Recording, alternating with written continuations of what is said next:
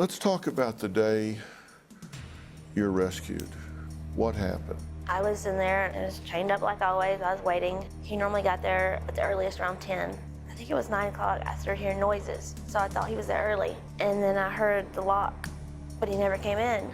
And then the lock, like, it kept making noise at the door. And then I heard somebody's voice. And I couldn't say anything. I couldn't breathe. Like, I panicked. Because he said if I ever heard someone outside, I made noise, he'd kill us both. And I didn't know what to do.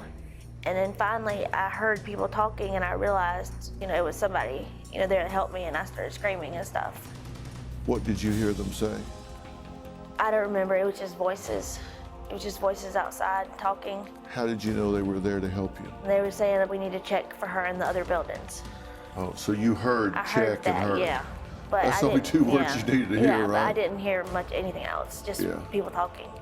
And so you started screaming, hitting the walls, what? Yeah, I started screaming and hitting the walls, and somebody came up and asked if I was in there, and I said yeah, and they're like, well, we're gonna get you out. And then I just waited. Take me through the moment when you realized they've come for me. I was scared, because what if it really wasn't somebody that came for me? What if he had brought somebody else over and I was hearing them talk? Even after I thought for sure it was them, I doubted myself. It almost seemed like it couldn't be true. I knew my family would never stop looking, but he was so careful, I didn't see how it could be found so soon. I figured it would be a lot longer. So I was scared that it really wasn't happening. You're afraid to believe it and afraid it could be a setup? Yes. A test? And then when they finally got the door open and I saw the police uniforms, I was relieved. So that's when you knew it was real. You see those police officers, you know this is the real deal. I'm out of here. All I remember is it felt like a weight had been lifted, and I was crying, and they were holding me, and the sheriff prayed with me.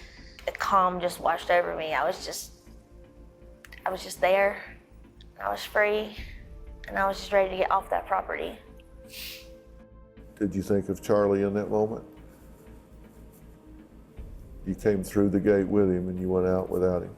They asked me if they could get me anything else, and I told them to get Charlie off that property.